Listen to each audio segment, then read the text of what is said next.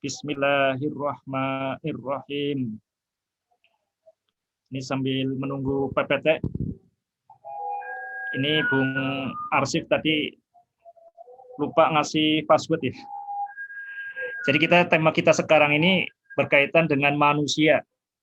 Jadi manusia itu ada dua kata yang sering digunakan oleh Al-Quran, yaitu al-bashar dan al-insan. Kalau al-bashar itu adalah manusia dengan penekanan pada aspek fisiknya. Jadi seandainya kita sepakat bahwa manusia itu Homo sapiens, ya yang dimaksud itu berarti adalah al-bashar. Jadi manusia dalam pengertian fisik.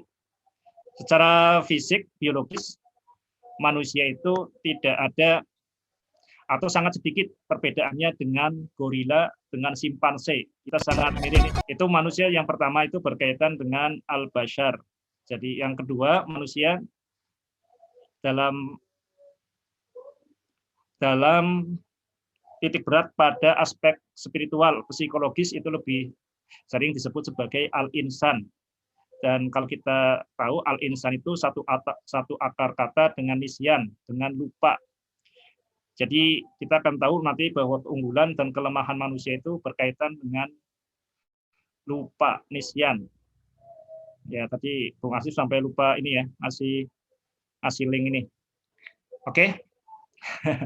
Jadi manusia yang kedua itu dengan menggunakan kata insan itu satu akar kata dengan nisyan, lupa. Kita lihat kalau di Al-Quran itu yang berkaitan dengan manusia sebagai khalifatullah fil ardh itu selalu atau dikaitkan dengan kata lupa. Walaqad ahidna ila adama min qablu fanasiya walam najid lahu asma.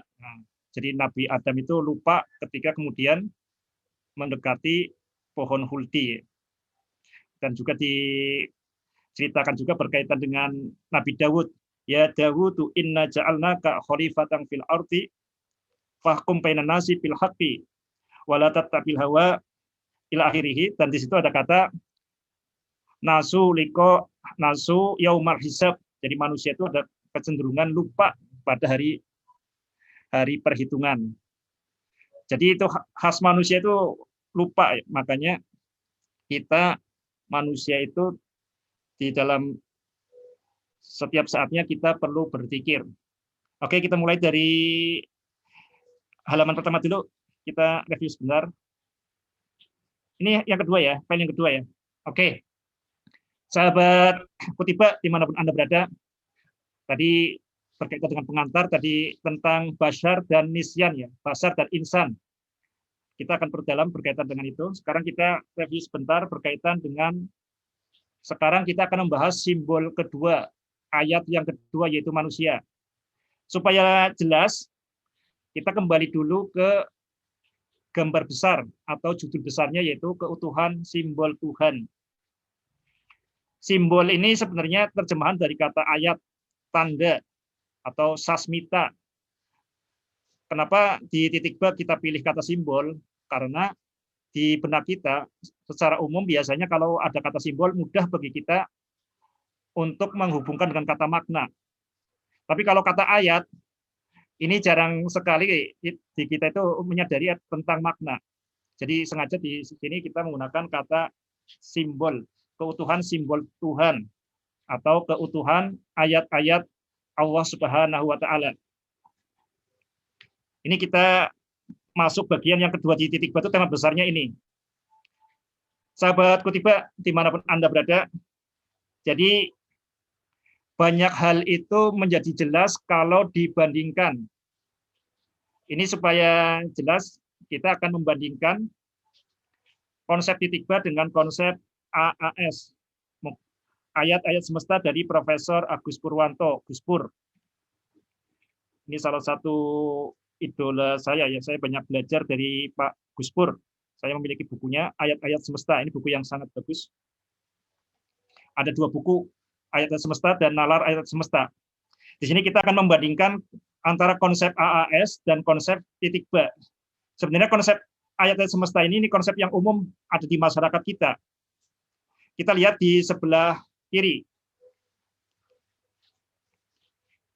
Di sebelah kiri, di sini konsep dari Gus Pur ini ada 3 hal, ada 3 realitas di segala-galanya yang bisa kita sadari, yaitu Tuhan, manusia, dan alam. Ini konsep segitiga. Al-yauma akmaltu lakum dinakum.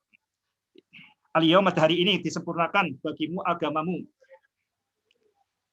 Dan Allah ridho Islam agama sebagai agama kalian. Nah, di sini kita lihat di konsep Gus Pur, Agus Purwanto yang disampaikan pada webinar di Unida Gontor, pesertanya dari Gontor. Tapi secara umum, anggapan kita berkaitan dengan segala-galanya itu seperti ini. Ini kebanyakan seperti ini, ada Tuhan, ada manusia, ada alam. Hubungan segitiga antara Tuhan, manusia, dan alam. Bahkan Rektor ITB ketika memberikan kata pengantar titik ba, bisa dilihat di sini ya. Ini Rektor ITB mengatakan bahwa sebuah buku yang menghubungkan antara Tuhan, manusia, dan alam. Ini gambar yang biasanya masuk di kesadaran kita itu seperti itu. Tapi di titik ba itu tidak seperti itu. Yang pertama, titik ba itu tidak menggunakan simbol segitiga. Jadi titik ba itu menganggap bahwa segalanya itu satu dari satu titik. Satu titik ke segala arah. Walaupun ini meledak menjadi ini ya, menjadi banyak, tapi sebenarnya itu ini selalu dalam satu titik. Ini masih dalam satu titik. Jadi pertama, titik ba itu bukan segitiga, tapi adalah titik sesuai dengan namanya. Yang kedua, di titik ba itu tidak ada Tuhan di sini. Kenapa? Karena yang bisa kita pikirkan adalah yang bisa kita pikirkan. Bentar dulu, nih break sebentar.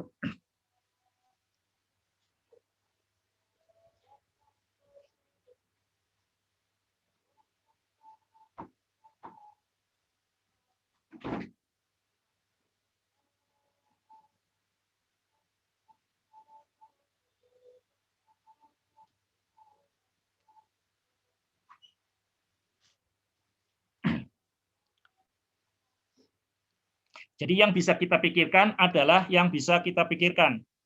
Yang bisa kita pikirkan, itulah yang kita maksud sebagai tanda. Yang bisa kita pikirkan adalah yang bisa kita pikirkan. Kita tidak bisa berpikir tentang Tuhan.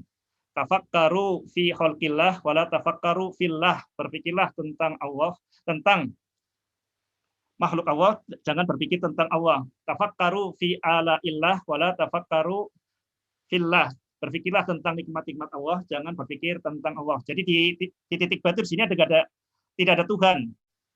Yang ada adalah ayat-ayat. Karena yang bisa kita pikirkan adalah tanda-tanda. Apapun yang kita bisa pikirkan disebut sebagai tanda-tanda. Jadi sanurihim ayatina fil afaqi. Jadi tanda-tanda Allah itu ada di dunia, wa fi anfusim, pada diri, hatta yatabayyana lahum annal haq, sehingga benarlah bahwa Al-Qur'an itu benar. Jadi di simbol titik ba itu tidak ada kata Tuhan. Yang di titik ba yang ada adalah tanda-tanda Allah, simbol-simbol dari Allah. Jadi kalau di simbol segitiga ini menganggap bahwa Tuhan, alam semesta, dan manusia ini sebagai realitas yang sejati yang ada.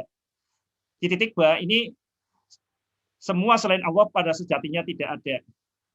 Kalau di sini ini kan berarti apple to apple ya. Ini satu kelompok, ada nama Tuhan, ada manusia, ada alam. Ini sebagai satu yang bisa dijadikan satu kategori. Nah, di titik ba tidak seperti itu. Yang bisa dijadikan satu kategori itu bukan Tuhan, tapi suara Tuhan, kalamullah, diri manusia dan alam, ayat-ayat. Mudah-mudahan bisa dipahami ya perbedaan antara model yang biasanya muncul di masyarakat dengan model titik ba yang kita diskusikan pada malam hari ini. Ini banyak yang protes seperti ini, Bung Arsif dan Mbak Iis dan teman-teman semuanya, ketika mengatakan, loh kenapa kemudian nggak ada Tuhan di situ? Segala sejatinya tidak ada. Nah, Tuhan itu bagaimana?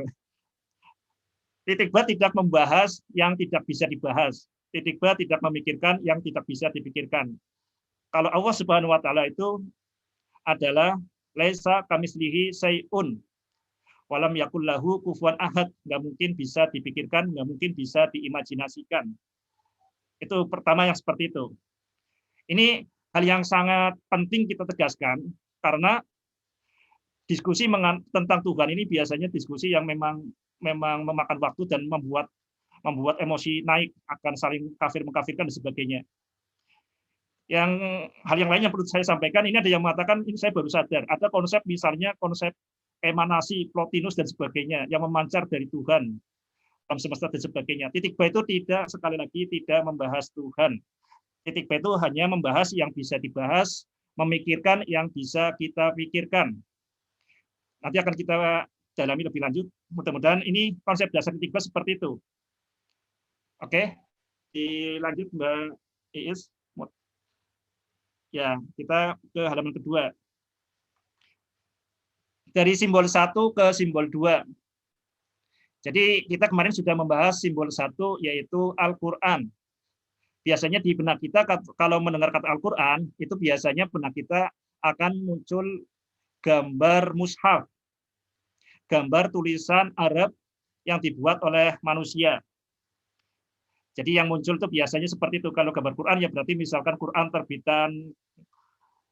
terbitan Toha Putra, Quran terbitan ini ya. Quran buatan percetakan. Padahal sebenarnya yang namanya Al-Quran adalah bal huwa ayatum bayyinatun fi sudril ladina utul ilm. Jadi Al-Quran itu yang ada di dalam dada, di dalam kesadaran orang-orang yang sungguh berilmu. Sungguh berilmu itu maksudnya yang benar-benar mengenal Allah Subhanahu wa taala. Jadi simbol 1 itu Al-Quran, suara Tuhan, ke simbol 2, diri manusia.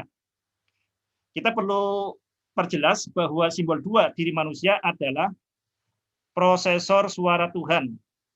Kita kemarin sudah membahas bahwa kenapa Al-Quran berbahasa Arab, ya karena kita sebagai prosesor atau umat pertama penerima Al-Quran itu adalah bangsa Arab.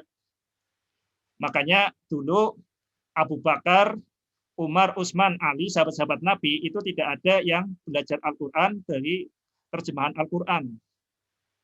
Betul ya? Mereka belajar langsung dengan Al-Quran dalam bahasa aslinya yaitu bahasa Arab. Diri adalah prosesor suara Tuhan. Kita sudah dibahas kemarin. Jadi salah satu tugas diri kita ini adalah menerjemahkan, memproses suara Tuhan, dan kita memilih makna yang terbaik. Jadi misalkan kita di sini yang kemarin kita sudah bahas, amma safinatu fakanat limasakina ya'maluna fil bahri fa'aradtu an a'ibaha wa kana wara'ahum maliku ya'khudhu kulla safinatin husba. Nah, kita kemarin berkaitan dengan kata waro'a. Nah, waro'a itu bagaimana? Nah, ini yang sempat jadi polemik, kata dari waro'a dalam kisah Nabi Khidir dan Nabi Musa. Jadi di depan Anda ada, di belakang Anda kalau pakai waro'a ya, di belakang Anda ada, di belakang mereka ada raja yang akan merampas setiap kapal. Ini makna waro'a ini jadi kebingungan para ahli tafsir. Karena ada yang mengatakan, oh ini kata waro'a itu nggak tepat. Makanya kemudian ditakwil, maksudnya waro'a, maksudnya di belakang itu adalah di depan. Jadi itu maksudnya takwil ya. Ya apalagi kemudian ada riwayat bahwa di Ibnu Abbas itu ada kata amama. Jadi waro'a ini ditakwil maknanya bukan waro'a tapi di depan. Sahabat kutipan dimanapun Anda berada, tapi kalau kita melihat tentang realitas kapal, kita akan tahu yang disebut sebagai waro'a ini seperti ini, dibalik. Jadi kita tidak perlu diterjemahkan sebagai di depan, karena ini kapal walaupun di depan, tapi tidak bisa kita lihat, karena terhalang oleh lengkungan bumi. Jadi penggunaan kata di sini waro'a tidak perlu ditakwil, justru di sini sangat terang benderang. Ini hanya akan terjadi kalau kemudian kita mau berpikir sejenis-jenisnya. Jadi kita yakin bahwa ayat-ayat Allah itu pasti benar. Tinggal masanya bagaimana kita menjadi prosesor suara Tuhan. Ini mudah-mudahan bisa dipahami ya. Ini hubungan antara simbol 1 dan simbol 2. Jadi manusia di sini adalah simbol 2. Mudah-mudahan bisa dipahami. Ini sambil setiap slide sahabat Kutiba kami minta untuk membuat ini ya pertanyaan atau pernyataan seperti coret-coretannya.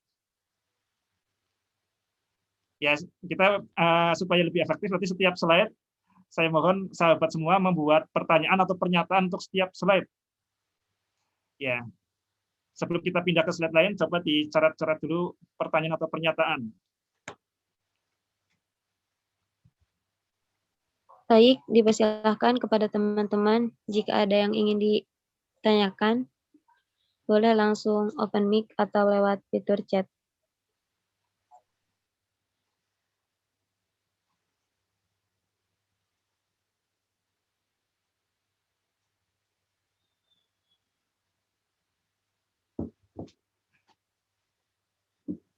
Oke, kita lanjut.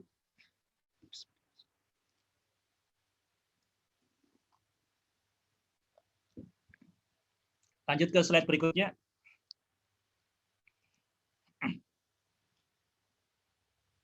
Oke, sahabat titik B, dimanapun Anda berada, ada kebiasaan buruk kita adalah menggunakan pengetahuan kita. Jadi pengetahuan itu sesuatu yang sangat berbahaya. Di garis bawahi, saya tidak salah berucap ya, pengetahuan adalah sesuatu yang sangat berbahaya. Kenapa? Karena ada kecenderungan kita ketika kita tidak tahu, sebenarnya tidak tahu, tapi kemudian kita menganggap atau menilai sesuai dengan pengetahuan kita.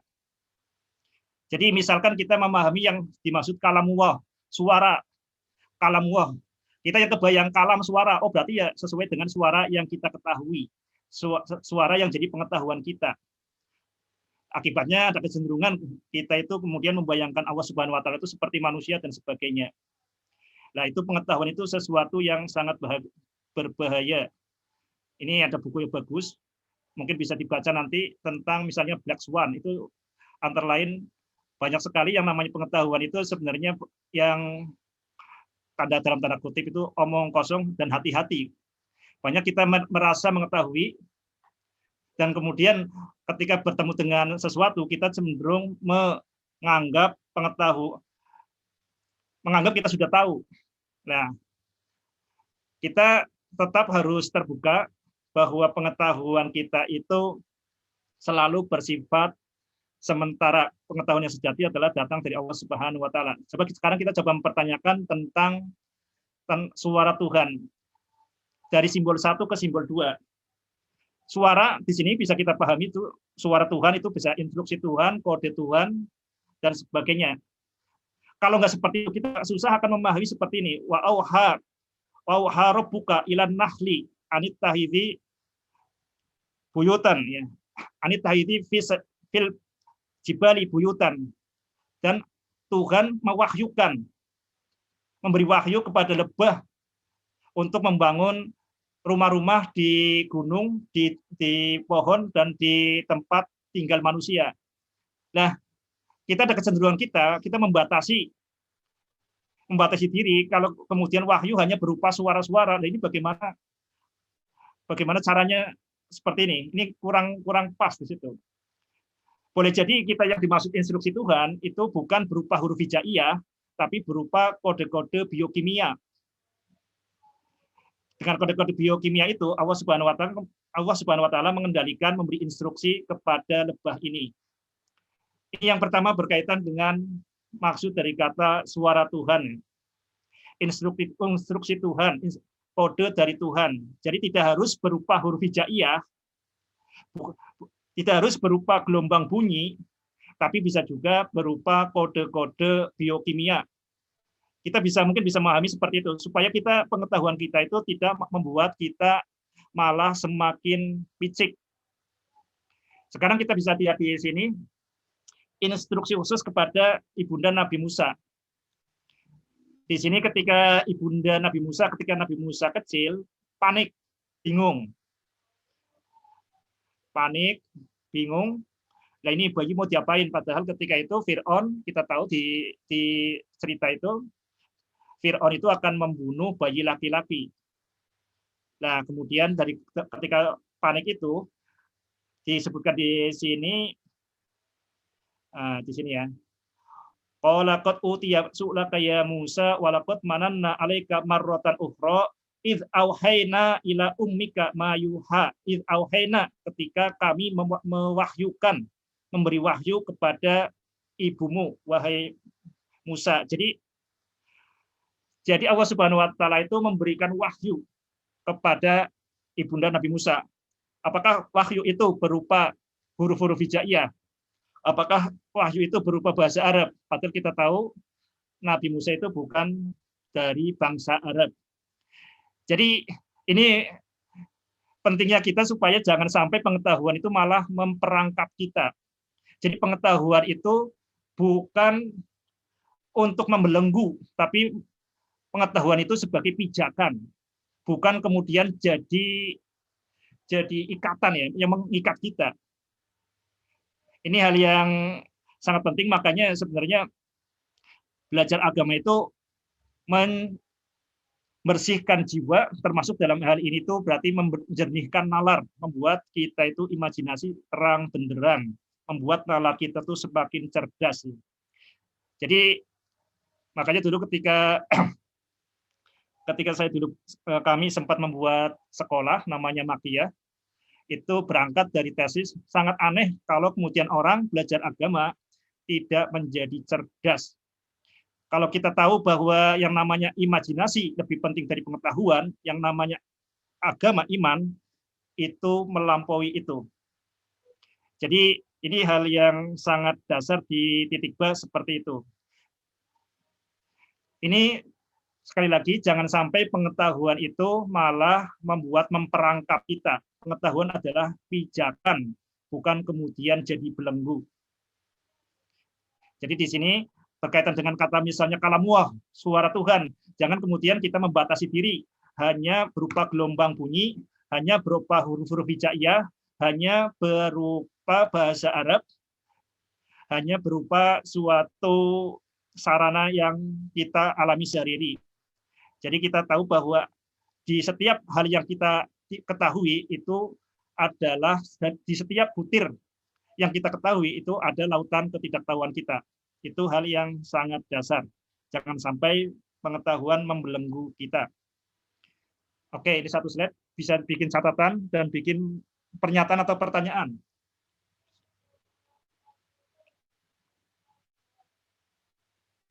Oke, kita lanjut.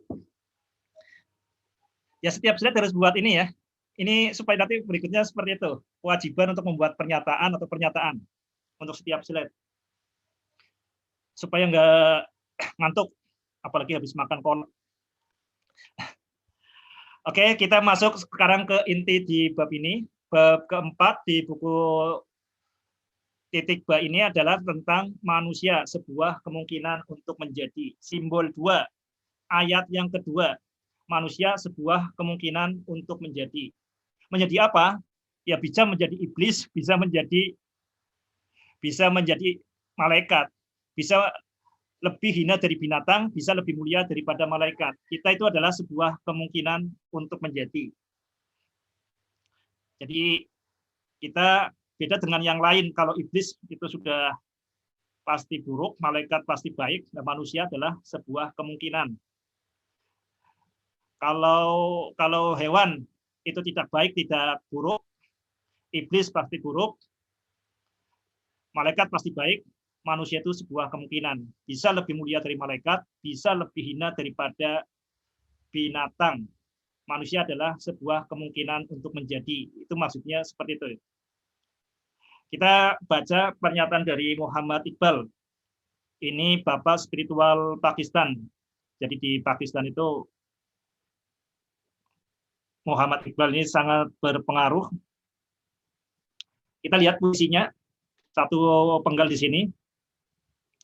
Apa yang ada dalam diri manusia adalah dunia. Dan apa yang tidak dapat ditampung dunia adalah manusia. Ini sebenarnya kalimat lain dari pernyataan Ali bin Abi Thalib. Watas umu annaka jirmun sohirun wa fi kantawal alamul akbar. Engkau menyangka, engkau mengira, engkau berhalusinasi bahwa engkau adalah raga mungil, tubuh mungil tak berdaya. Padahal di dalam dirimu terbentang jagat raya. Nah ini yang Iqbal itu membahasakannya dengan bahasa lain. Jadi yang manusia adalah apa yang tidak dapat ditampung oleh dunia. Apa yang tidak dapat ditampung oleh jagat raya, itulah manusia. Nah, jagat raya itu apa? Jagat raya adalah apa yang dapat ditampung oleh manusia. Ini sangat penting ya. Jangan sampai ketika kita mengucapkan Allahu Akbar, yang terbayang adalah kita sebagai sesuatu yang sangat kecil di jagat raya. Kita berada di satu pulau di Indonesia di benua Asia, dunia, kemudian ada di tata surya matahari, kita sangat kecil. Di tata surya, di galaksi Bima Sakti, kita sangat kecil. Jangan sampai ketika kita yang terbayang itu seperti itu. Ketika kita mengucapkan Allahu Akbar, kita itu sangat kecil di jagat raya. Tapi jagat raya sangat besar. Jangan sampai seperti itu. Jadi, kalau kita kemudian memahami kita itu bagian dari jagat raya, ketika kita Allahu Akbar, kita itu sangat kecil. Allah yang maha besar. Nah, jagat raya di mana? Ini hal yang kita garis bawahi di titik B itu. Kita sudah mendengar kemarin kata astronom kosmolog bahwa manusia bagian dari jagat raya itu adalah pemahaman sekunder. Pemahaman yang utama adalah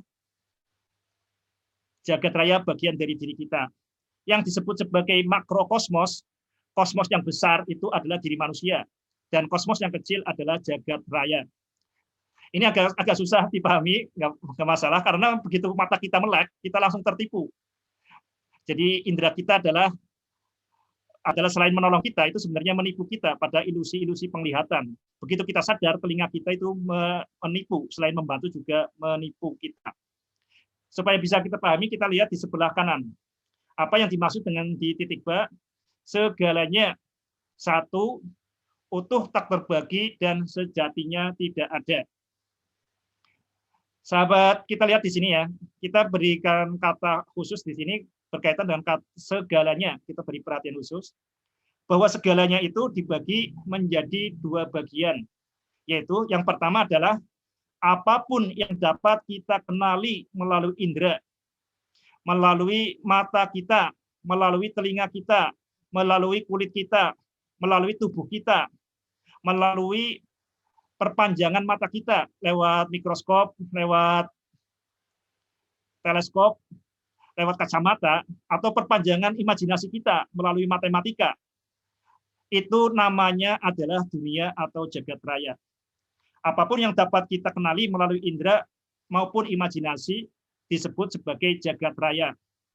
Jadi kita hanya bisa memahami jagat raya yang bisa kita pahami. Kita hanya bisa menyadari yang jagat raya yang bisa kita sadari. Jagat raya yang berada di dalam kesadaran kita, itulah jagat raya yang bisa kita sadari. Kalau seandainya ada yang di luar kesadaran kita, ya kita nggak tahu. Jadi jagat raya yang kita sadari itu selalu berada di dalam kesadaran kita. Ini adalah segalanya pada poin yang pertama. Dan yang kedua adalah selain yang tercakup pada poin 1. Jadi ini menyadari bahwa segala-galanya itu berarti mencakup yang bisa kita pahami maupun yang tidak bisa kita pahami. Alimul ghaibi wasyahadah. Jadi ada yang bisa kita tangkap dengan indera maupun imajinasi kita, ada juga hal-hal yang tidak bisa kita tangkap dengan imajinasi kita sekalipun.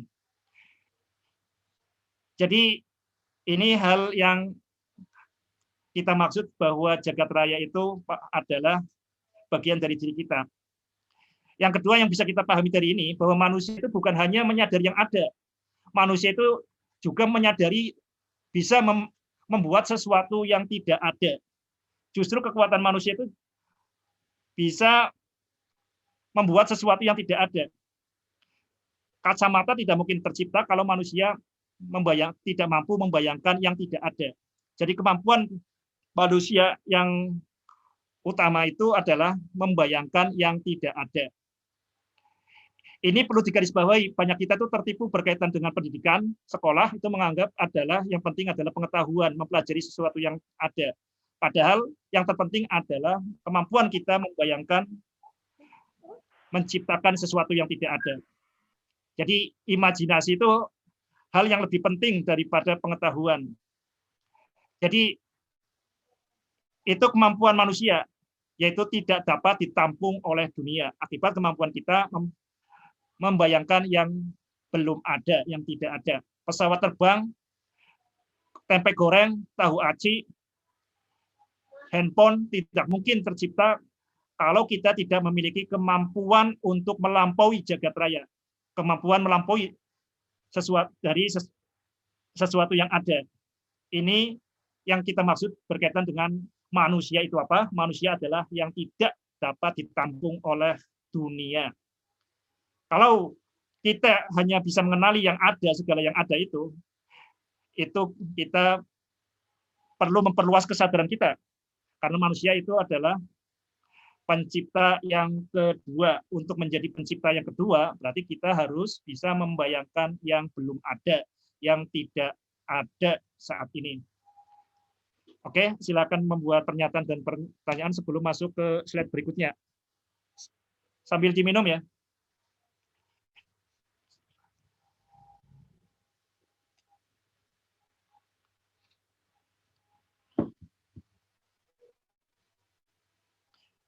Manusia sebuah kemungkinan untuk menjadi.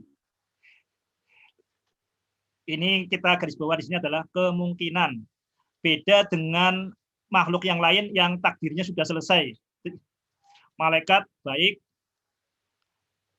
iblis buruk, hewan tidak baik, tidak buruk, sudah jelas. Dan manusia adalah sebuah kemungkinan untuk menjadi. Kita bisa melampaui malaikat, kita juga bisa lebih hina daripada makhluk yang paling hina. Oke, kita lanjut ke slide berikutnya. Sahabat Kutiba, dimanapun saat ini Anda sedang berbahagia. Oke, kita akan membandingkan manusia dengan malaikat dengan binatang, supaya jelas yang disebut manusia itu apa. Kita lihat operating system manusia yang menyebabkan manusia itu akhirnya dipilih menjadi khalifatullah fil ardh. Kita lihat di sini. Di sini adalah cerita tentang ketika Nabi Adam diangkat menjadi khalifatullah. Ini bisa dibaca siapa ya? Ini salah satu peserta bisa membacakan ini. Mbak moderator? Bisa Ustadz. Yang wa'alama ya Ustadz. Ya, yang sebelah kiri dulu ya. Gitu loh. Wa qala niswatun fil madinatil sebelah kiri dulu yang ini. Ya. Oh ya. Wa'allama Adamal asma'a kullaha summa aradahum 'alal malaikati faqala anbi'uni bi asma'i haula'i in kuntum shadiqin. Qalu subhanaka la ilma lana illa ma 'allamtana innaka antal alimul hakim. Qala ya Adamu anbihum bi asma'ihim. Falamma amba'ahum bi asma'ihim qala alam aqul lakum inni a'lamu ghaibas samawati wal ard. Ghaibas samawati wal ardi wa a'lamu ma tubduna wa ma kuntum taktumun.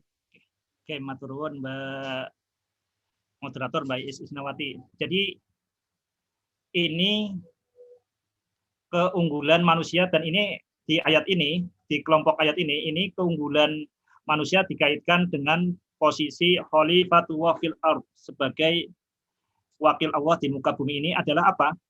Karena manusia memiliki operating system. Operating systemnya apa? Di sini ambihum bi asmaihim. Jadi sebutlah nama-nama. Sebutlah nama-nama itu adalah perintah Allah yang pertama kepada manusia. Jadi ketika manusia di jagat raya ini, bumi ini Allah memberikan instruksi, ambihum bi asmaihim, sebutlah nama-nama. Jadi operating system yang diterapkan pada manusia itu adalah kemampuan menyebutkan nama-nama. Nah, menyebut nama-nama itu apa? Jadi realitas itu sebenarnya kan satu utuh tak terbagi. Begitu kita kemudian memberi nama, itu sebenarnya kita itu memisahkan antara satu realitas dengan realitas. Oh, ini yang namanya jantung. Berarti kita memisahkan jantung dari tubuh keseluruhan. Oh, ini namanya ginjal, ini namanya paru-paru. Oh, ini namanya manusia, oh ini namanya gorila, oh ini namanya daun, ini namanya akar tunggang, ini akar serabut. Ketika kita memberikan nama-nama, itu sebenarnya kita bukan sekedar mengalami, tapi kita mencermati dan menandai keberagaman. Ini yang menjadi keunggulan manusia, kemampuan membuat nama. Jadi kemampuan membuat simbol-simbol. Jadi nama-nama itu adalah simbol-simbol dari sesuatu. Ketika kita menamai misalnya semut, maka di otak kita itu ada kata semut. Bukan hanya ada kata semut, tapi juga ada binatang semut. Tentu saja semut di benak kita itu beda, tidak selalu sama dengan yang ada di luar tubuh kita. Jadi kemampuan memberi nama itu kemampuan kita mencerminkan realitas yang terindra. Ini sesuatu yang khas manusia. Kambing itu bisa mengalami, tapi kambing tidak bisa mencermati dan menandai. Mencermati dan menandai itulah menamai.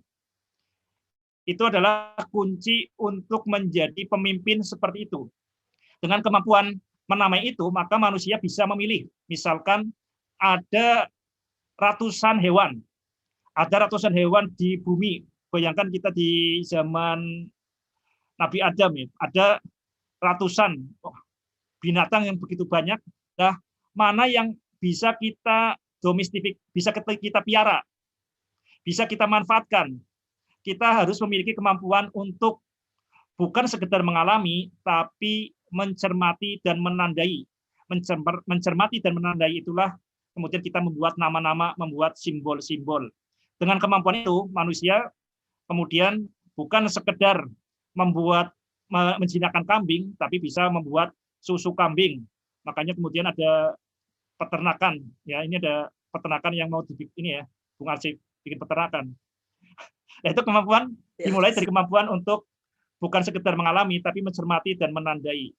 Itu khas manusia. Kodok tidak tahu dirinya kodok. Betul nggak? Kambing nggak tahu dirinya kambing. Itu adalah nama-nama yang dibuat oleh manusia. Bahkan manusia itu tidak cukup disebut sebagai Homo sapiens. Yang namanya Homo sapiens itu untuk menandai kita berbeda dengan simpanse, dengan gorila. Tapi setiap diri kita sendiri itu beda. Makanya ada yang namanya Arsif Arianto, ada yang namanya Isnawati dan sebagainya. Karena setiap manusia sendiri itu beda. Nah, ini kemampuan memberi nama-nama ini adalah hal yang sangat penting. Sahabat Kutiba dimanapun Anda berada, kalau sahabat di belajar psikologi ataupun belajar antropologi dan sebagainya, titik keunggulan manusia adalah itu, memberi nama-nama. Tapi yang menjadi masalah di sini, itu kemudian kita menganggap nama-nama itu ada, itu yang jadi masalah, istilah-istilah itu ada. Istilah-istilah yang seharusnya membuat kita itu bisa mengelola alam semesta di sekitar kita, malah istilah-istilah itu hanya untuk gagah-gagahan, keren-kerenan. Seharusnya untuk bisa memahami, tapi membuat kita itu terperangkap dari pengetahuan semu. Seolah-olah kita paham, yang terjadi kita hanyalah mengumpulkan istilah-istilah.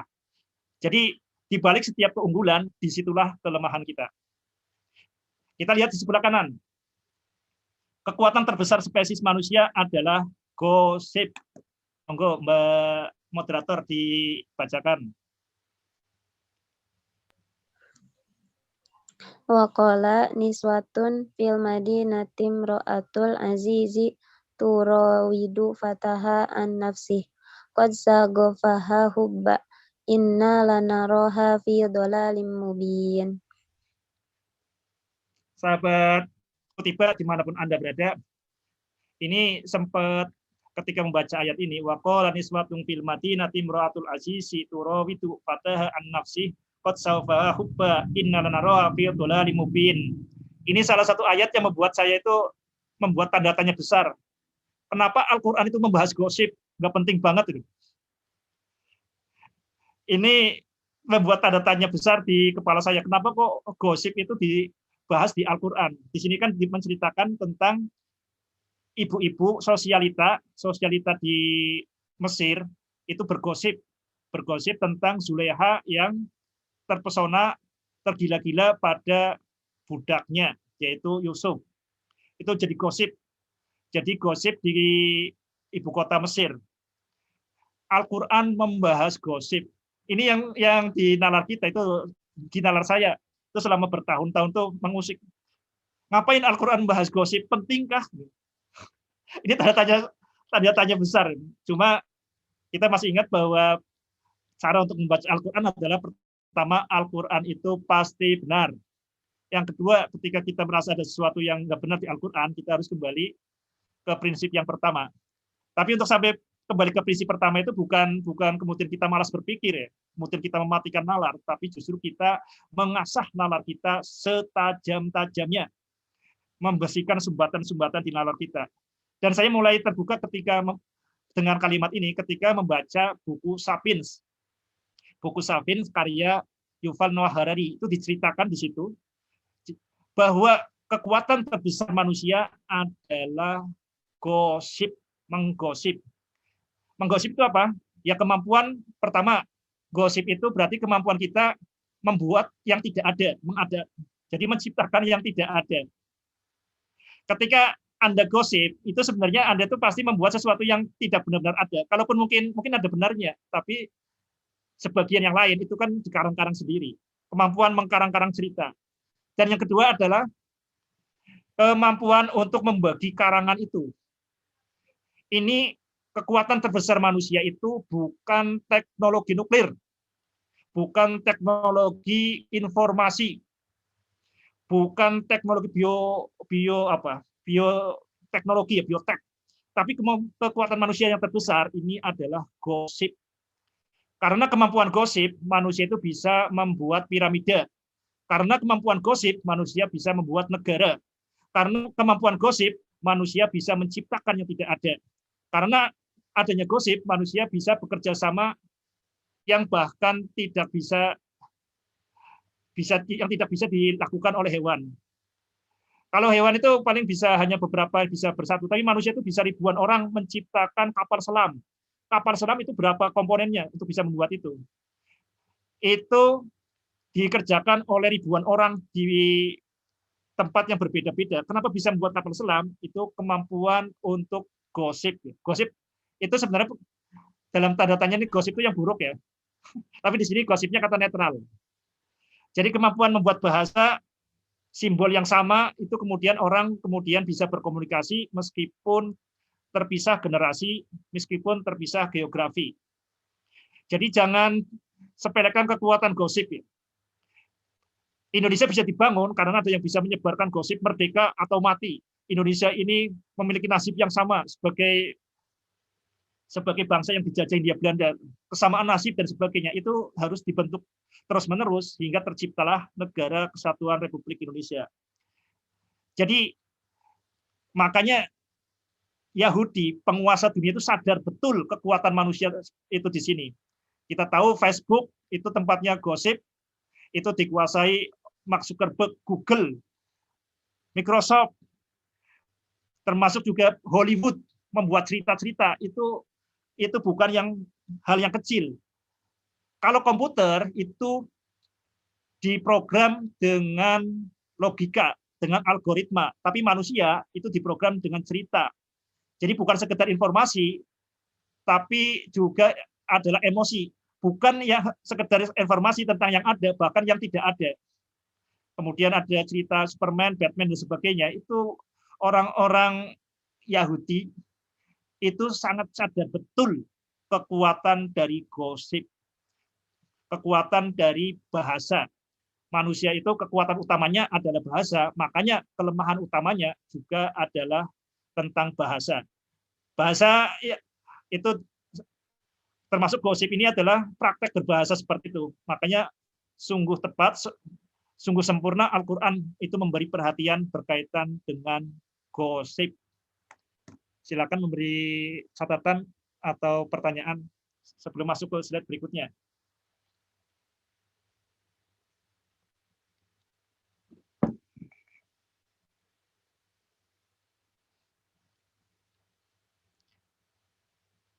Oke, kita lanjut ke berikutnya.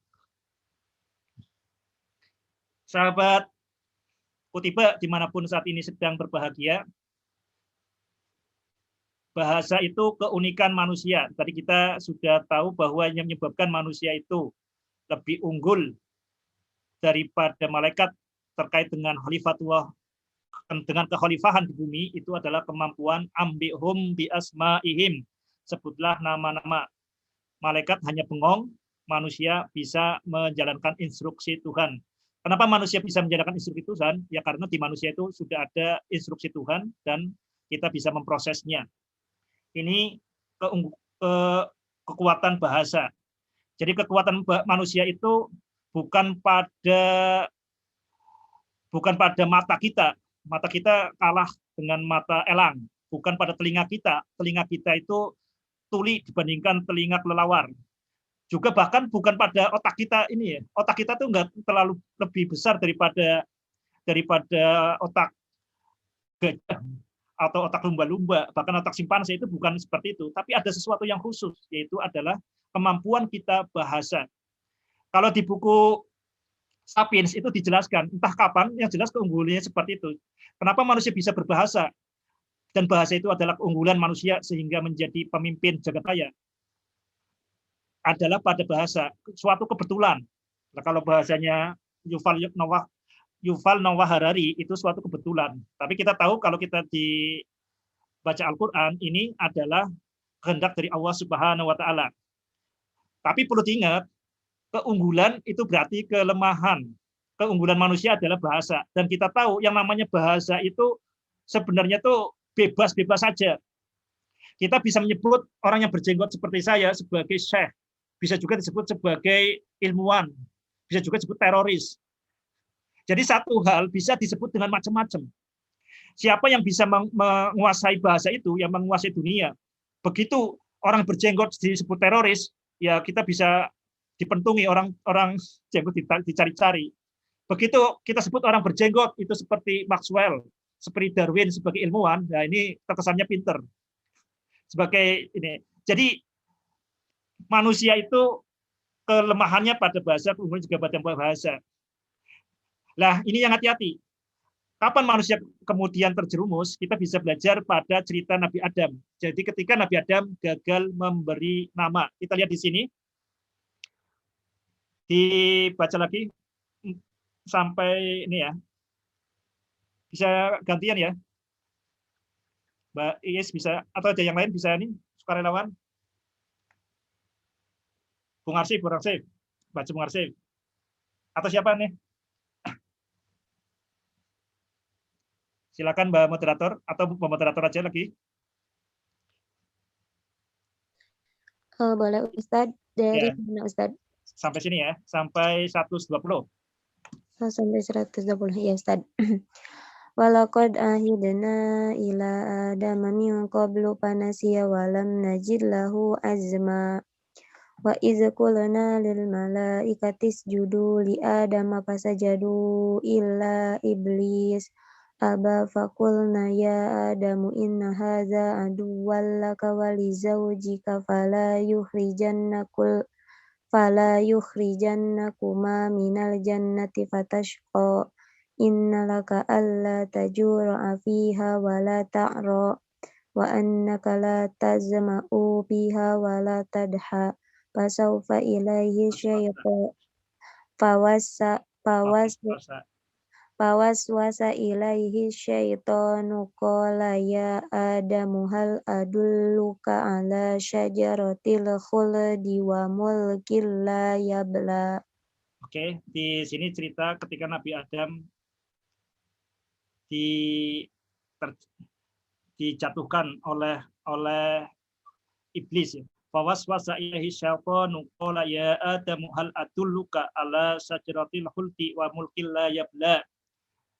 Jadi dikatakan oleh setan, dari setan itu bisa jenis jin maupun jenis manusia, dari jenis yang bisa kita lihat maupun yang kita lihat, dari jenis yang bisa kita sadari maupun tidak kita sadari. Ya Adamu, wahai Adam, hal adulluka ala syajaratil khuldi wa mulkil la yabla. Wahai Adam, maukah kamu saya tunjuki? Saya tunjukkan. Tunjukkan apa? Tunjukkan syajaratil khuldi, pohon keabadian, wa mulkil la yabla, dan kerajaan yang tidak akan punah. Jadi pohon yang sama dikatakan oleh Allah Subhanahu wa taala, la taqraba hadhihi syajarah, jangan dekati pohon ini. Tapi kemudian iblis membalikkan yang tadi. Membalikan yang tadinya tidak didekati tapi dikatakan oleh iblis ini sebagai syajaratul khuldi, pohon keabadian.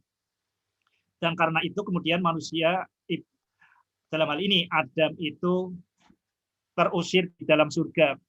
Itu kalau makna terleknya seperti itu ya, makna sederhananya seperti itu. Jadi yang bisa kita pelajari di sini tadi Adam menjadi khalifah, menjadi unggul di atas malaikat itu karena kemampuan memberi nama. Dan Adam terusir dari surga atau menjadi makhluk yang hina ya, itu karena kegagalan memberi makna. Ini baik keunggulan maupun kelemahannya itu berkaitan dengan pemberian makna. Sahabat Ketikba dimanapun Anda berada, cuma sayang sekali kita ketika memahami cerita di Al-Quran itu lebih ke masa lalu. Jadi kita sering ketika cerita tentang Nabi Adam pun yang kita bayangkan adalah sorotan kita menyoroti masa lalu. Padahal seharusnya masa lalu itu menyoroti kita di saat ini dan ke depan. Jadi cerita itu bukan sekedar hiburan atau sekedar kita imani supaya masuk surga, tapi yang namanya cerita di Al-Quran itu adalah hudal lil muttaqin, sebagai petunjuk, sebagai teori, sebagai pedoman, sebagai handbook. Nah, ini berkaitan dengan kegagalan pemberian nama, kegagalan manusia. Ini detail operasionalnya kita bisa baca dari ini, Edward de Bono. Bahasa adalah pembangun dan penghancur peradaban manusia. Sahabat Kutibat dimanapun Anda berada, kita ngomong dengan bahasa, kita kuliah dengan bahasa. Kita seringkali bahasa itu menipu kita. Misalkan kata sinus, kosinus, tangen, trigonometri. Kita harus bisa membedakan dua hal ini ya. Bedakan antara paham dengan akrab dengan istilah. Kita karena setiap hari kemudian dibombardir dengan kata sinus, kosinus, tangen, trigonometri, kadang-kadang kita kemudian merasa paham. Padahal yang terjadi kita hanya akrab dengan istilah itu. Ini yang perlu kita hati-hati. Bedakan antara paham dengan akrab. Kalau paham, itu berarti kita bisa menyibak makna di balik istilah. Istilah menjadi tidak penting. Istilah itu adalah simbol, istilah adalah bungkus. Di balik istilah, di balik simbol itu ada makna, itu berarti paham. Yang bedakan dengan yang kedua, dengan sekedar akrab dengan istilah. Ini yang terjadi di pendidikan kita, itu seringkali hanya akrab dengan istilah, akrab dengan rumus-rumus. Karena akrab, kita merasa paham. Makanya bahasa itu pembangun dan penghancur peradaban. Bahasa itu adalah pengasah, penjernih, dan bisa juga menjadi penyumbat kesadaran, penyumbat nalar. Coba kita bisa dengarkan dari pakar berpikir Edward de Bono. Kita bisa disimak di sini kata-kata dari Edward de Bono ya. Bahasa adalah penghalang terbesar dari kemajuan manusia karena bahasa adalah ensiklopedi, kamus dari ketidaktahuan, kamus dari kebodohan. Kenapa? Karena ini ya, jadi seringkali itu bahasa itu sebenarnya tujuannya itu adalah untuk menandai atau karena kita sudah lelah berpikir. Maka kita tandai, misalkan kita melihat di langit ada hujan, ada gerimis, kemudian ada warna-warni. Lah, karena kita nggak mungkin kemudian memikirkan terus-menerus itu maksudnya apa, kita kemudian kasih nama pelangi. Kita beri nama pelangi, pelangit menjadi pelangi. Nah, seringkali ketika kita menandai, itu tuh sebenarnya supaya kita nanti suatu saat bisa memikirkannya kembali atau berbagi dengan yang lain. Ini sebenarnya pelangi apa? Pelangi ini apa? Tapi yang terjadi ketika kita menyebut kata pelangi, kita merasa paham pelangi. Padahal yang masuk ke otak kita itu hanya akrab dengan istilah pelangi. Makanya kita menjadi tidak berpikir lebih lanjut. Ketika ada sinus, kosinus, kita seolah-olah paham sinus, kosinus. Padahal kita hanya akrab dengan sinus, kosinus.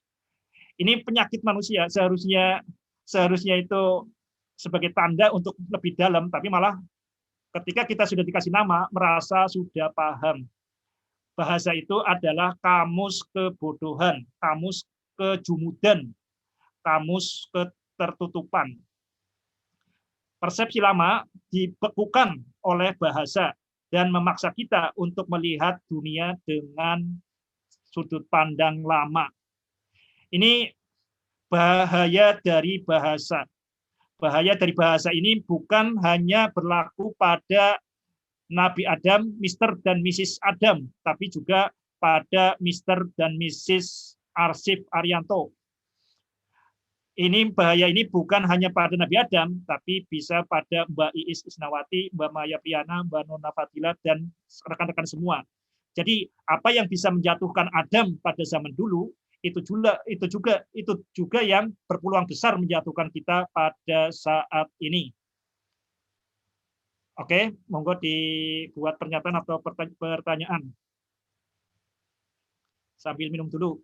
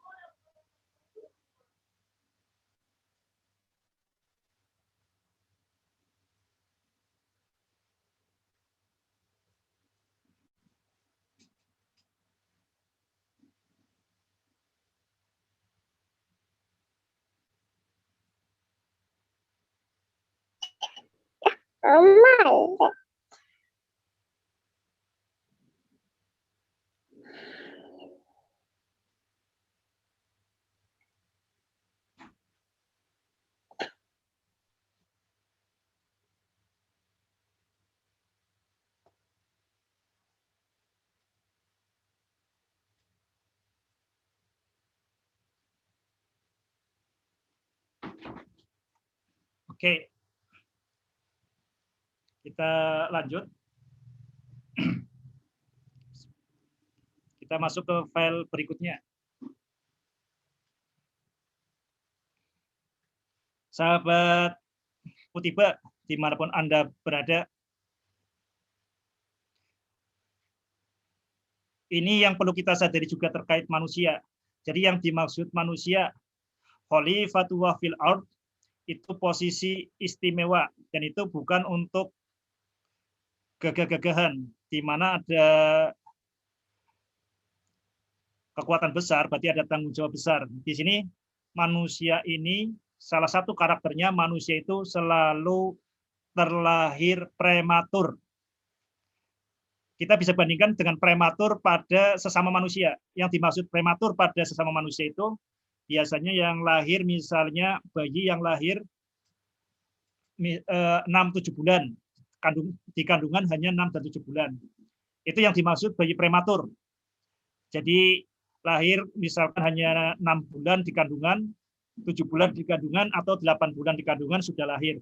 Itu kalau prematur sesama manusia, sesama spesies Homo sapiens sapiens, sesama manusia. Sekarang kalau kita bandingkan dengan binatang, kita perluas prematur dibandingkan dengan binatang. Coba kita bayangkan, ini ayam. Anak ayam, ini begitu lahir, ini paling hanya sekitar beberapa menit, ini sudah bisa makan sendiri, bisa cari makan sendiri. Ini kemandiriannya sudah ada sejak begitu lahir. Padahal dia itu keluar dari telur, bisa langsung cari makan sendiri.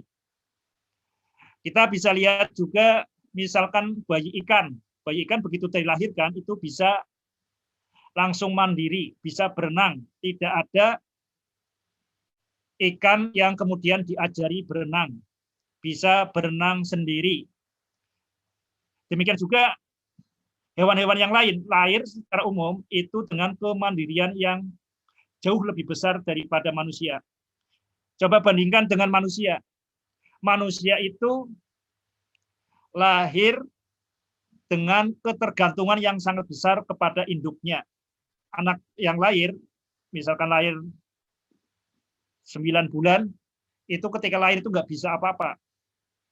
Nggak bisa apa-apa. Coba ditinggal itu berapa jam ya akan pingsan atau meninggal dunia. Manusia nggak bisa apa-apa. Beda dengan kambing, lahir sudah bisa lari. Manusia itu lahir nggak bisa apa-apa. Ini ketergantungan manusia itu sangat besar. Itu yang dimaksud manusia selalu lahir prematur. Itu dibandingkan dengan hewan-hewan yang lain. Nah, apanya dengan kelahiran prematur seperti itu? Dampaknya adalah kita tidak bisa tergantung pada gen, tapi juga kita genetika tidak cukup, pendidikan adalah keharusan. Karena kita itu prematur, ketergantungan kita pada orang tua itu sangat besar, maka pendidikan dari luar itu sangat penting. Jadi secara umum ada 2 jenis yang membentuk siapa diri kita, yaitu bawaan dari genetika kita, dan yang kedua adalah asuhan, yaitu dari orang tua kita, dari lingkungan kita, dari guru kita, dari lingkungan luar kita, yang itu yang disebut sebagai asuhan. Lah, beda dengan binatang. Binatang itu ditentukan oleh genetik sangat besar. Kalau manusia karena kemudian prematur, maka ibu membimbing anaknya itu mengajari kemampuan berbahasa, kemampuan memberi nama-nama, itu kemudian dibimbing oleh ibunya.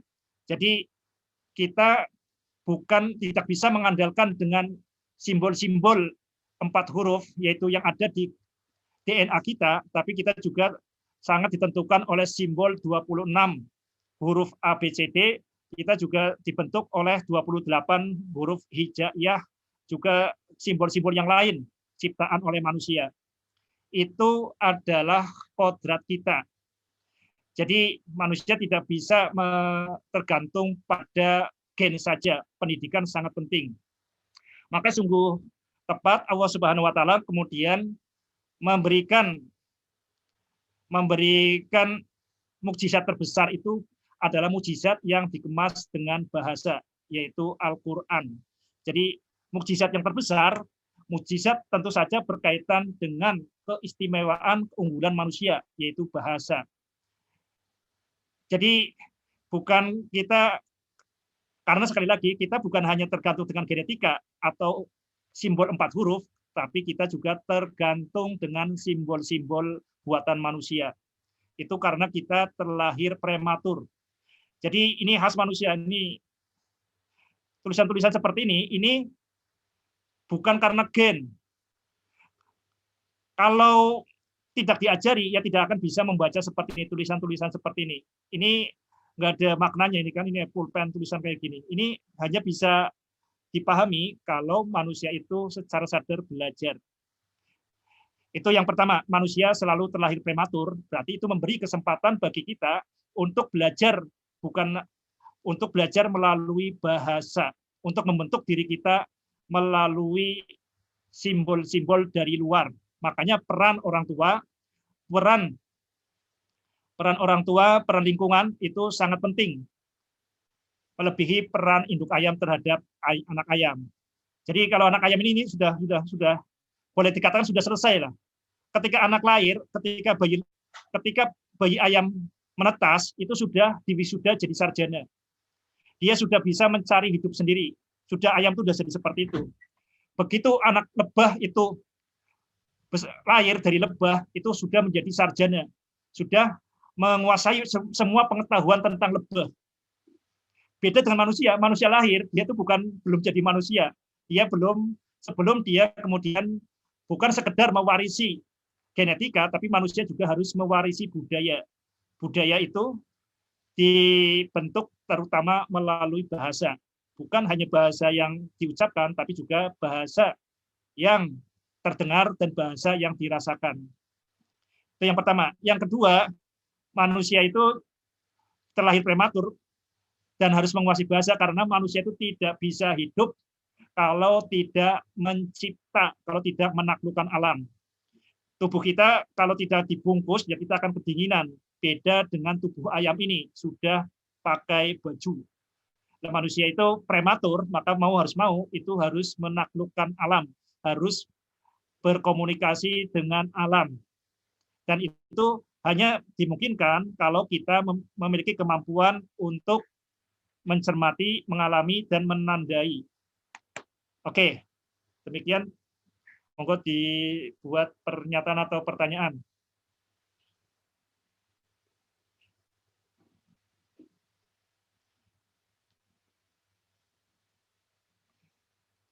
Oke, kita lanjut.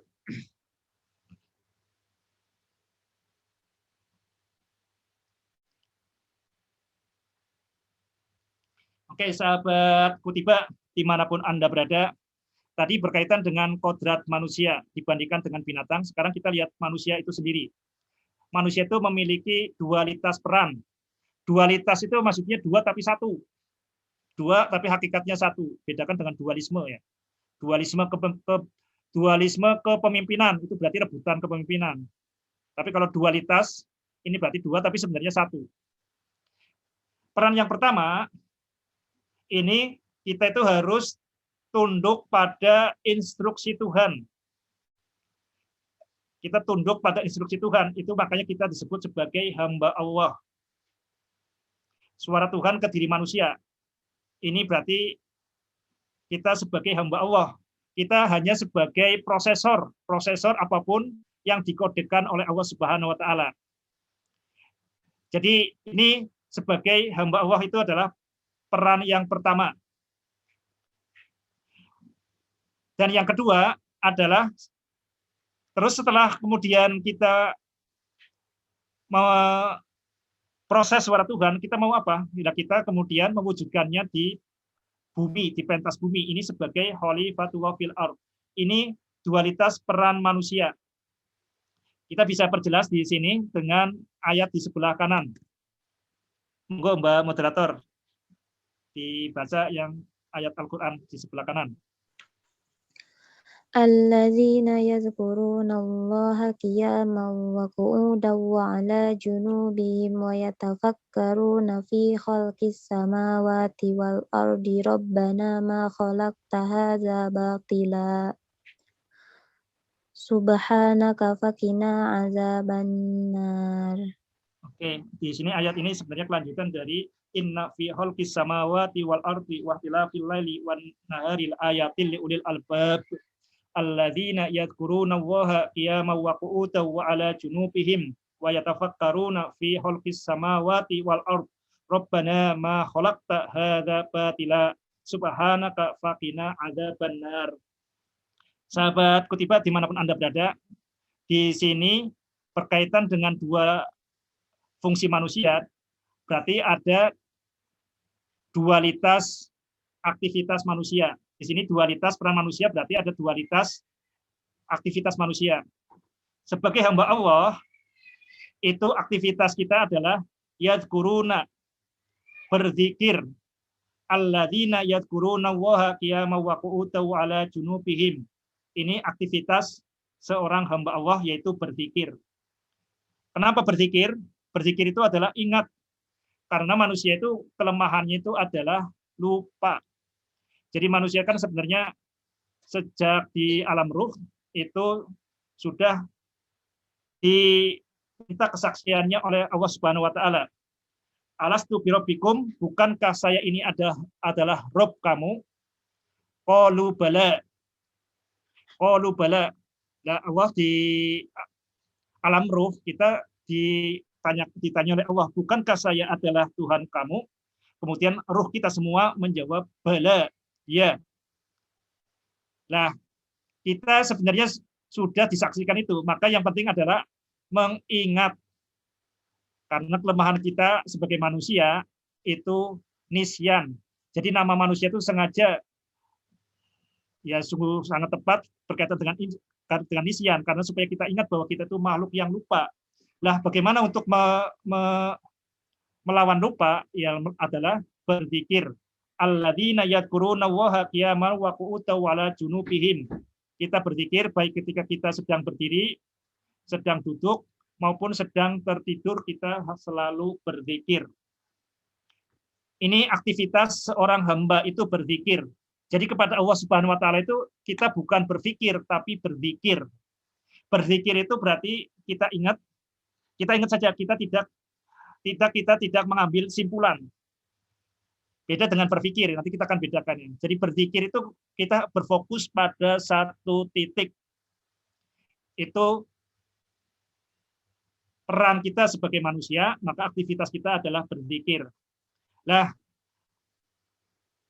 setelah berzikir, lanjutan dari berzikir, kita terhadap dunia, kita adalah berpikir. Wa yatafakkaruna fi khalqis samawati wal ardh rabbana ma khalaqta hadza batila subhanaka faqina adzabannar. Nah, kalau kita berzikir itu kita mengenolkan diri kita. Allahu Akbar, Allah Maha Besar. Manusia enggak ada. La haula wala quwata illa billah. Tiada kekuatan, tiada daya kecuali Allah. Jadi yang namanya zikir itu bahkan diri kita pun tidak disebut Allahu Akbar karena kita hilang, kita tuh nol. La haula wala quwata illa billah, subhanallah. Itu semuanya tidak menyebut nama diri kita karena nama kita itu enggak penting, nol. Zikir yang kita disebut itu ketika pengakuan dosa. Astaghfirullahaladzim. Saya memohon ampun kepada Allah. Baru ketika berkaitan dengan pengakuan dosa, pengampuan kehilafan, nama kita disebut. Karena zikir itu sekali lagi adalah menghilangkan keegoan kita. Kenapa? Karena dengan menghilangkan keegoan kita, berzikir, maka suara Tuhan itu akan begitu mudah untuk keluar, untuk memancar. Itu zikir. Beda dengan fikir. Berfikir itu adalah berkaitan dengan kekhalifahan di muka bumi. Kita berarti harus bertanggung jawab penuh terhadap apapun yang masuk ke jagat raya kita. Yang namanya berfikir itu apa? Beda dengan berzikir ya.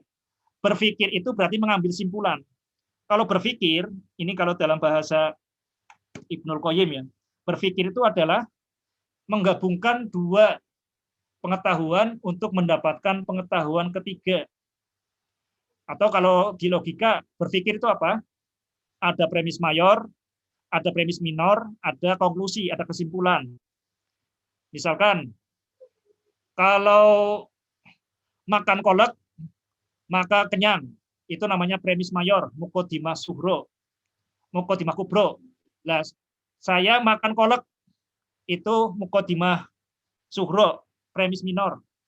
Ada dua pengetahuan, premis mayor, premis minor, maka didapat pengetahuan ketiga, yaitu kesimpulan atau natijah, berarti saya kenyang.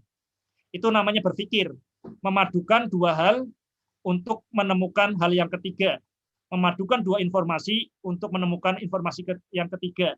Itu yang namanya berpikir. Berpikir itu selalu dua hal. Lah, kenapa kita tidak bisa memikirkan Allah? Ya kita nggak mungkin, karena Allah itu tidak bisa dibandingkan dengan apapun. Walam yakul lahu kufuwan ahad. Laisa kamitslihi syai'un. Makanya yang kita pikirkan adalah fi khalqis samawati wal ard. Apa yang ada di dalam penciptaan langit dan bumi. Itu yang bisa kita pikirkan. Itu yang bisa kita pikirkan. Lah, kalau kita memikirkan penciptaan langit dan bumi, kita akan sampai pada zikir juga akhirnya. Subhanaka faqina adzabannar. Rabbana ma khalaqta hadza batila subhanaka faqina adzabannar. Jadi aktivitas manusia yang waras itu menyadari dualitas peran manusia sebagai hamba Allah dan sebagai khalifatullah fil ardh. Aktivitas sebagai hamba Allah itu berzikir. Berzikir itu mengosongkan diri kita. Mengosongkan diri kita dan kita ingat kepada Allah Subhanahu wa taala. Tidak berpikir itu adalah zikir. Tidak berpikir tapi terhubung dengan Allah Subhanahu wa taala. Ini dari sini. Suara Tuhan ke diri ini adalah berarti aktivitas zikir. Nah, diri terhadap dunia itu adalah aktivitas pikir, aktivitas khalifatullah fil ardh. Dan ujung dari berpikir itu kembali ke zikir. Rabbana ma khalaqta hadza batila subhanaka faqina adzabannar. Rabbana ma khalaqta hadza batila, ya Rabb, tidaklah engkau menciptakan semua ini sia-sia. Tapi kita harus berpikir dulu. Kalau kita kemudian nggak berpikir, kita mengatakan Rabbana ma khalaqta hadza batila, yaitu seperti kita beo saja, mengucapkan kata tanpa kesadaran. Agar kita benar-benar menyadari Rabbana ma khalaqta hadza batila, kita harus sadar, harus peduli dengan diri kita dan di sekitar kita. Ini dualitas peran manusia. Sebagai hamba Allah kita berpikir, dan sebagai khalifatullah fil ardh kita berpikir. Sahabat titik ba dimanapun Anda berada, tapi kita harus mencermati seperti ini. Ini ada kecenderungan di pikiran kita itu untuk menjadi tidak waras. Tidak waras itu apa? Tidak waras itu berarti terpisah. Kita memahami suatu konsep itu terpisah ya. Kita menganggap hamba Allah dan khalifatullah itu sebagai dua hal yang terpisah. Itu tidak seperti itu. Karena segalanya itu adalah satu, utuh tak terbagi. Jadi peran hamba Allah dan khalifatullah itu bukan dua peran yang terpisah, tapi dua peran yang sebenarnya satu. Jadi kita menjadi hamba khalifatullah fil ardh itu dalam rangka kita sebagai hamba Allah. Wa ma khalaqtul jinna wal insa illa liya'budun. Dan tidaklah Allah Subhanahu wa taala menciptakan manusia dan jin kecuali untuk beribadah, untuk mengabdi. Jadi khalifatullah, ya ini pada hakikatnya adalah sebagai peran kita sebagai hamba Allah. Ini hanya lanjutan dan terusannya. Itu hal yang perlu digarisbawahi. Yang kedua, kalau hamba Allah ini tidak ada pembatasan. Tapi khalifatullah fil ardh, tapi sebagai khalifah kita dibatasi, yaitu fil ardh. Kita menjadi khalifah di mana? Di bumi. Sahabat Kutiba dimanapun Anda berada, sekarang kita garis bawahi pengertian di bumi. Coba kita bayangin masa kita menjadi khalifah di bumi. Lah ingat, bumi setiap orang itu beda-beda. Buminya Bung Arsif beda dengan buminya Mbak Iis. Setiap orang tuh berbeda-beda. Jadi yang namanya bumi di sini adalah di mana kita menjadi khalifatullah. Apapun yang masuk ke dalam kehidupan kita, kita itu bertanggung jawab. Misalkan hari ini misalnya tenggelamnya kapal Nanggala 402 masuk ke dunia kita, ya berarti kita turut bertanggung jawab. Berarti kita harus turut memberi makna. Syukur kalau kita bisa lebih, tapi minimal kita memberi makna dengan berdoa.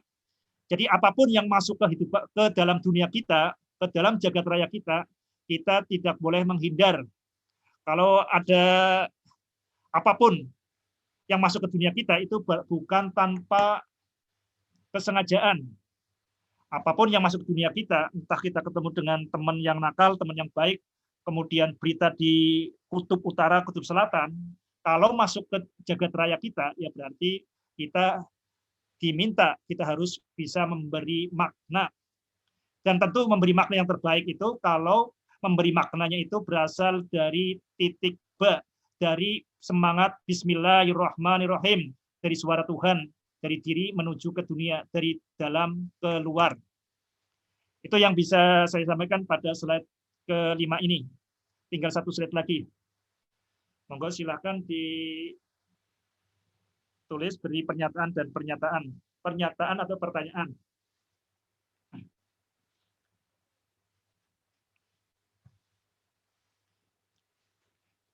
Sahabat titik ba, dimanapun Anda berada, sekarang kita ke slide yang terakhir.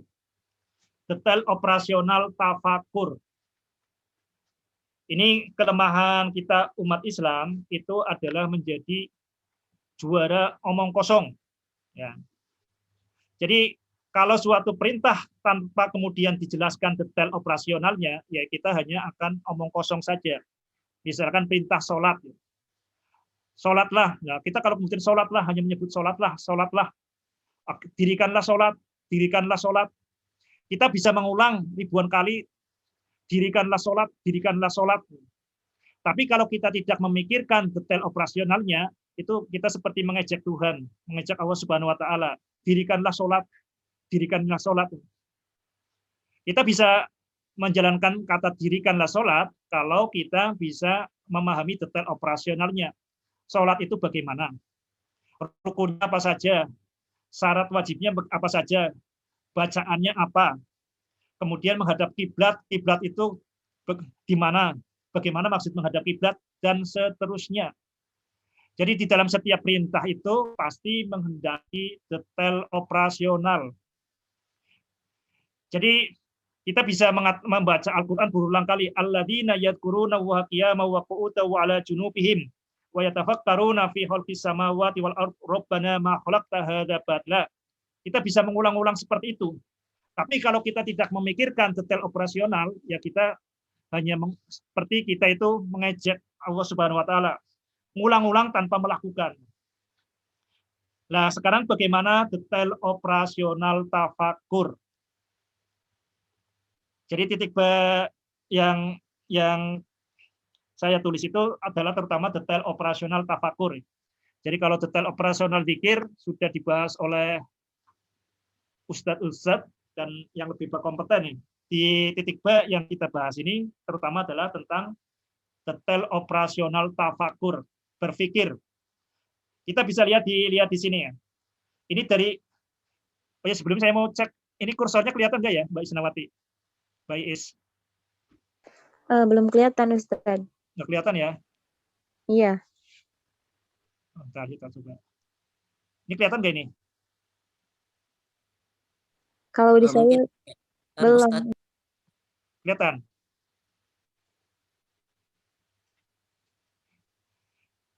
Kelihatan nggak? Iya, kelihatan, Ustaz. Kelihatan ya? Oke, saya dari tadi harusnya pakai ini ya.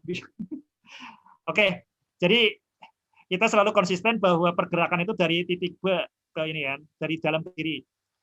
Ingat, kita itu bukan mencari makna, Karena setiap saat itu kita bisa memberi makna. Yang namanya memberi makna itu berarti dari diri ke dunia, dari dalam ke luar. Jadi makna itu yang apapun yang berasal dari dalam.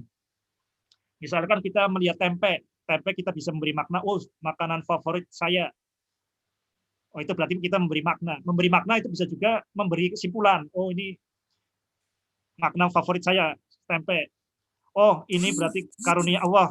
Nah, itu berarti kita memberi makna. Memberi makna sebaiknya itu tuntas ya. Dari kita menyadari dari bahwa ini tuh semuanya itu adalah berasal dari Allah Subhanahu wa taala. Sebelum kita memikirkan oh tempe itu berasal dari kedelai.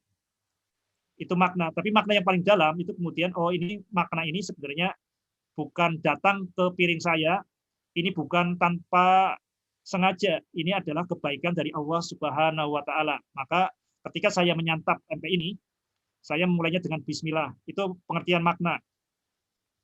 Lah simbol adalah apapun yang dari luar yang membuat kita terpicu untuk memberi makna.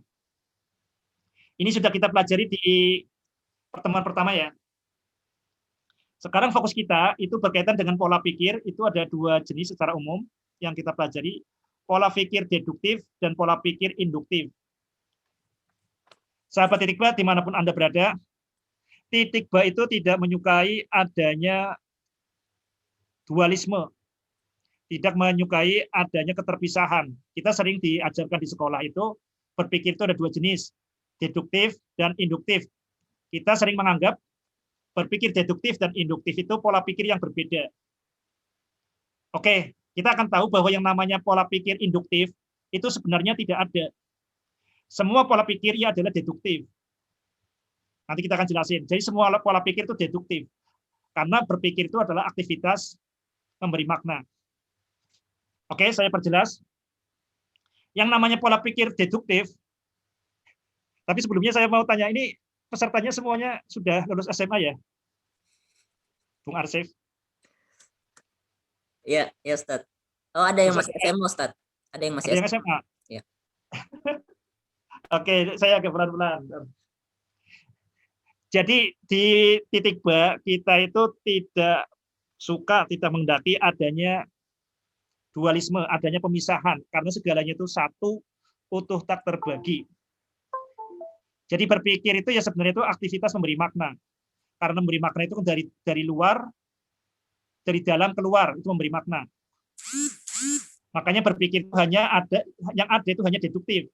Dari dalam keluar. Induktif itu sebenarnya bagian dari deduktif. Induktif itu sebenarnya nggak ada. Itu hanya bagian dari deduktif. Kita lihat sini. Pola pikir deduktif itu apa? Pola pikir deduktif itu dari umum ke khusus.